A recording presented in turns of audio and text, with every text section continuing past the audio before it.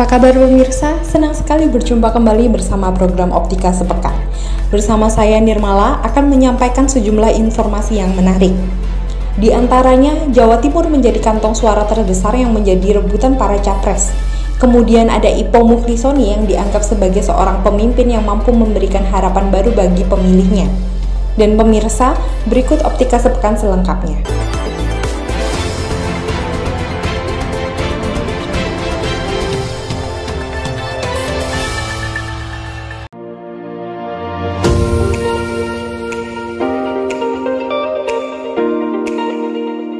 Setiap ajang pertarungan pemilihan presiden, sejumlah wilayah di tanah air menjadi bidikan pasangan calon presiden dan wakil presiden. Daerah atau provinsi yang menjadi kantong suara dengan jumlah pemilih besar bakal diperebutkan mati-matian untuk mendulang suara. Salah satunya adalah Jawa Timur. Bahkan parpol pengusung Anies Baswedan dan Caimin merasa perlu membuat pertimbangan memilih cawapres yang dapat meraup suara yang besar di Jatim. Sejak momentum deklarasi sudah membuka kunci penting menuju kemenangan Pilpres 2024, kedua pasangan ini memilih Jatim sebagai basic, karena yakin besarnya suara pemilih Islam dari kalangan Nahdlatul Ulama. Data riset Trust Indonesia, Ahmad Fadli menyebutkan, basis pemilih Jawa Timur itu tertinggi kedua setelah Jawa Barat. Dilihat dari demografi pemilih, sebesar 32,2% berafiliasi pada organisasi NU, sedangkan organisasi yang lain anggotanya kurang dari 5%. Walaupun ada 17,7% yang masih merahasiakan anggota organisasinya. Jadi, dapat diklaim bahwa gerakan NU ini sangat masif dan terbuka, sehingga NU adalah satu-satunya dongkrak raksasa dalam perolehan suara calon presiden 2024, termasuk melalui calon wakil presidennya. Keywordnya yaitu, jika partai-partai pengusung ingin memenangkan kontestasi Capres 2024, maka rebutlah suara NU dengan mengusung cawapres yang dipilih oleh anggota NU atau pemilih NU. Probability kemenangannya akan sangat besar, kata Fadli. Sementara itu, sejak 8 hingga 10 September, Caimin dan Anies melakukan safari politik ke Jawa Timur. Agendanya menuju Surabaya, Sampang, dan ziarah ke makam Sunan Ampel. Kegiatan Tur de Wali Songo yang diadakan Partai Kebangkitan Bangsa ini telah selalu ditunggu warga yang ingin melihat langsung pasangan capres dan cawapres. Saat di lokasi makam Sunan Ampel misalnya, masyarakat yang hadir mencoba untuk bersalaman langsung dengan keduanya. Tak hanya itu, teriakan semangat dari warga terhadap Anies dan Caimin pun juga terdengar di lokasi. Keduanya juga disambut dengan sholawat yang dengan menggunakan pengeras suara. Pasangan ini terus berjalan dengan pengawalan ketat menuju makam Sunan Ampel. Keduanya datang bersama dengan tujuan untuk keberkahan Indonesia ke depannya. Caimin, sapaan akrab Muhaimin Iskandar mengatakan, ziarah bersama ini merupakan kali pertama dilakukan keduanya. Pemilihan berziarah ke makam Sunan Ampel bersama Anies pun bukan tanpa alasan. Caimin mengatakan Sunan Ampel merupakan wali tertua yang memiliki anak para pejuang Islam di Indonesia. Sunan Ampel memberikan banyak warisan ilmu, pengetahuan, dan strategi pembangunan masyarakat. Bahkan telah berhasil merajut hubungan antar ulama dan pemerintah, sehingga terjadi kehidupan keagamaan yang solid beserta seluruh program-program pemerintahan. Maka jika ingin berziarah Wali Songo, mulailah dari Ampel atau diakhiri di Ampel.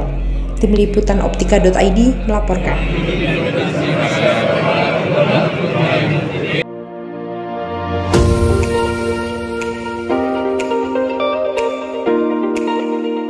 Kemunculan Capres Ganjar Pranowo dalam video azan maghrib yang disiarkan stasiun televisi publik memicu polemik. Apakah kandidat dari PDI Perjuangan tersebut melakukan politik identitas? Atau ada pelanggaran norma kampanye yang dilanggar? Tayangan video azan maghrib di salah satu stasiun televisi swasta membuat heboh publik karena bakal Capres Ganjar Pranowo tampil sebagai model. Mulanya video azan itu dibuka dengan pemandangan alam Indonesia. Ganjar lalu muncul menyambut jemaah yang akan sholat. Dia lantas menyalami dan mempersilakan jemaah yang datang untuk masuk ke masjid. Berikutnya, Ganjar terlihat melakukan wudhu dan setelahnya duduk di saf paling depan sebagai makmum. Kakak Sumita berpendapat tampilan video itu sudah termasuk politisasi identitas, karena Ganjar menonjolkan agama atau keyakinannya yang patut diduga hendak mempengaruhi pilihan masyarakat. Koordinator JPPR, Nurlia Dian Paramita, menduga bakal Capres Ganjar Pranowo memang melakukan potensi politik identitas. Karena sebelumnya dia tidak pernah akrab dengan situasi yang lekat dengan simbol keagamaan. Dan melalui video tayangan azan maghrib, Ganjar berupaya memperlihatkan citra dirinya yang identik dengan umat Islam. Anggota Bawaslu, Toto Haryono berkata pihaknya sedang menelusuri apakah ada unsur etik atau norma kampanye yang dilanggar dari penayangan tersebut. Ia berjanji Bawaslu akan membuka temuannya ke publik dalam waktu dekat. Sedangkan Ketua Bawaslu, Rahmat Bagja, berharap kejadian ini menjadi perhatian bagi orang-orang yang terlibat dalam pemilu maupun lembaga penyiaran agar lebih berhati-hati. Pasalnya KPU belum membuka masa kampanye yang sedianya berlangsung pada 28 November 2023 hingga 10 Februari 2024. Sementara itu, Komisi Penyiaran Indonesia telah melayangkan surat permintaan klarifikasi ke stasiun televisi swasta yang menyiarkan tayangan azan dengan model Ganjar Pranowo.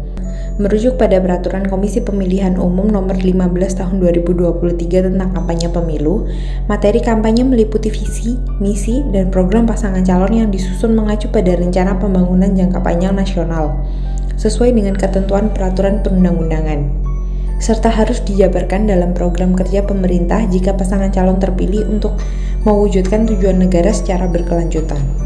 Materi kampanye juga harus memenuhi beberapa hal. Pertama, menjunjung tinggi Pancasila dan Undang-Undang Dasar 1945. Kemudian menjaga dan meningkatkan moralitas serta nilai agama dan jati diri bangsa. Meningkatkan kesadaran hukum. Berikutnya, memberikan informasi yang benar, seimbang dan bertanggung jawab sebagai bagian dari pendidikan politik. Terakhir, menghormati perbedaan suku, agama, ras, dan antar golongan dalam masyarakat. Materi kampanye pun harus disampaikan dengan ketentuan menggunakan bahasa Indonesia atau bahasa daerah yang sopan, santun, patut dan pantas diucapkan, tidak mengganggu ketertiban umum, memberikan informasi yang bermanfaat dan mencerdaskan masyarakat, kemudian tidak menyerang pribadi, kelompok atau golongan, atau pasangan calon lainnya, serta tidak bersifat provokatif. Akan tetapi Sekjen PDIP, Hasto Kristianto menampik tuduhan itu dan berdalih bahwa tayangan tersebut hanya memperlihatkan kehidupan spiritual Ganjar yang religius, jadi tidak dibuat-buat. Istrinya, Siti Atiko, juga dari kalangan pesantren, menampilkan kehidupan spiritualitasnya yang mencerminkan sebagai manusia bertakwa kepada Tuhan. Hasto lantas meminta masyarakat agar tidak mengaitkan tampilan spiritualitas seseorang dengan politik identitas.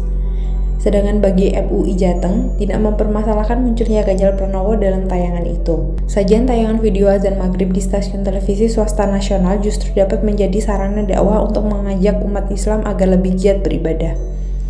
Sekretaris Majelis Ulama Indonesia Jawa Tengah, Kiai Haji Muhyiddin, mengaku justru senang melihat atas tayangan yang menampilkan Ganjar pada azan maghrib di televisi dengan melakukan wudhu dan sholat bersama dengan jamaah yang lainnya. Wakil Ketua MUI Anwar Abbas juga tidak mempermasalahkan munculnya baca pres PDIP Ganjar Pranowo muncul di dalam tayangan azan maghrib. Anwar justru mempermasalahkan jika Ganjar tidak melakukan sholat padahal seorang muslim. Tidak masalah, sah-sah saja. Malah kalau yang bersangkutan sebagai seorang muslim tidak sholat, maka dari situ baru bermasalah, kata Anwar Abbas. Anwar mengatakan jika baca pres lainnya ingin melakukan hal serupa juga diperbolehkan. Dukungan lain juga datang dari pimpinan wilayah Muhammadiyah Jawa Tengah, Haji Tafsir, yang menilai tampilnya Ganjar dalam tayangan video azan maghrib itu merupakan kreativitas positif. Dia mengingatkan agar dalam berkreativitas tidak saling menjelekkan satu dengan yang lain. Jangan sampai kebebasan berkreativitas menyakiti perasaan orang lain dan jangan sampai memecah belah. Tolong dijawab dengan kreatif, jangan dengan reaktif. Adu kreatif, adu gagasan, siapa yang paling kreatif? Siapa yang paling cepat? Yang penting tidak menafikan dan menjelekan yang lain.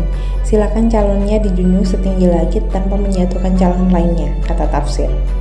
Tafsir menyebut bakal calon presiden dari partai lain juga mempunyai hak yang sama jika ingin membuat video semacam itu.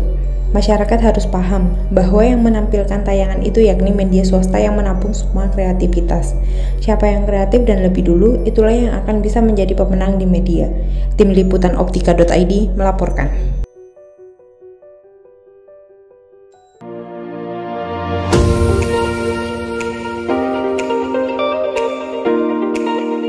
Rencana pertemuan Ketua Umum PDIP Megawati Soekarno Putri dan Ketua Majelis Tinggi Partai Demokrat Susilo Bambang Yudhoyono terus digulirkan. Kali ini, kedua pihak sudah terang-terangan membahas rencana pertemuan dua tokoh pimpinan partai politik tersebut. Sekretaris Jenderal PDIP, Hasto Kristianto, komunikasi terus dilakukan melalui Ketua DPP PDIP Puan Maharani. Ujung pertemuan Megawati dan SBY diperkirakan menghasilkan kerjasama politik untuk mendukung bakal calon Presiden Ganjar Pranowo. Rangkaian pertemuan elit kedua partai ini sebenarnya sudah dibahas dalam rapat kerja nasional PDIP ketiga pada bulan Juni lalu. Awalnya Ketua DPP PDIP, Puan Maharani bertemu dengan Ketua Umum Partai Demokrat, Agus Harimurti Yudhoyono di kawasan Senayan. Hasto sendiri juga telah bertemu dengan Sekjen Partai Demokrat, Teguh Rifki Harsha. Bahkan pihaknya sudah mendengar beberapa partai politik yang mengusung Ganjar juga akan mengadakan pertemuan dengan Partai Demokrat. Komunikasi politik tidak hanya untuk membangun kesepahaman, tapi juga bentuk penegasan bahwa jika bekerja sama dengan partai politik pengusung Ganjar Pranowo, maka betul-betul harus mengedepankan kepentingan bangsa dan negara.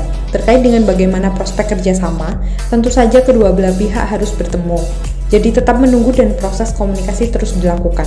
Sementara itu, Koordinator Juru Bicara DPP Partai Demokrat, Herzaki Mahendra Putra, pun mengatakan memang ada rencana pertemuan antara Ketua Umum PDIP Megawati Soekarnoputri dan Ketua Majelis Tinggi Partai Demokrat Susilo Bambang Yudhoyono. Herman menyebut pertemuan keduanya merupakan harapan seluruh rakyat Indonesia.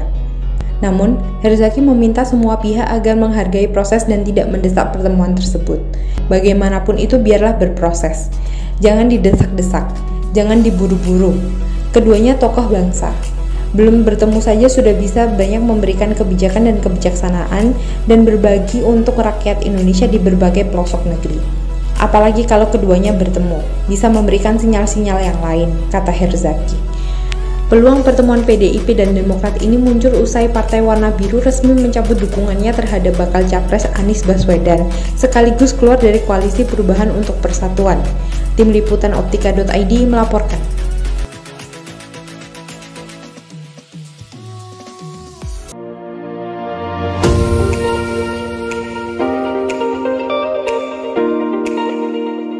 Ipong Muklisoni bukan orang yang baru di dunia politik. Pria kelahiran Lamongan 29 April 1967 ini selalu mendapatkan tempat di hati warga di Dapil 1 Surabaya dan Sidoarjo. Menurut Ipong, seorang pemimpin harus mampu memberi harapan baru bagi pemilihnya. Sambutan warga Karangtembok, Surabaya seketika memecah saat Haji Ipong Muklisoni menyapa pemilihnya. Warga sangat antusias ingin bertemu calon anggota DPR RI tahun 2024 dari Partai Nasdem dengan nomor urut 5 ini. Sebab kehadiran Ipong diyakini mampu memperjuangkan aspirasi warga serta bisa menyelesaikan masalah bangsa. Dalam sambutannya, Ipong mengaku seperti berada di rumah sendiri, yaitu bertemu dengan orang dekat, menyapa seperti tetangga, serta saling membantu seperti saudara. Ipong berharap suasana guyup dan rukun seperti ini dipelihara terus untuk ketentraman dan kesejahteraan. Momen ini juga dimanfaatkan Ipong untuk sosialisasi gerakan yang akan menjadi programnya nanti. Misalnya menyelesaikan persoalan sosial dan sanitasi di kawasan padat penduduk, serta membantu meningkatkan perekonomian. Alhamdulillah, hari ini tuh saya berkunjung menyapa masyarakat yang insya Allah akan menjadi atau sudah menjadi pemilih saya. Tujuannya adalah untuk mempererat silaturahmi, ya kan, memastikan lagi bahwa mereka nanti akan datang ke TPS untuk mengikuti pemilu tahun 2024, dan tentu dengan silaturahmi yang terjalin, keakraban yang terjalin, pada akhirnya bisa mereka nanti memilih saya. Partai Nasdem, Ipong Muklisoni, DPR RI, Dapil 1, nomor urut 5. Menurut mantan Bupati Ponorogo ini, sekecil apapun suara warga harus didengar dan diperjuangkan. Sebab membantu melalui jalan politik sama halnya dengan ibadah yang besar pahalanya. Tim Liputan Optika.id melaporkan.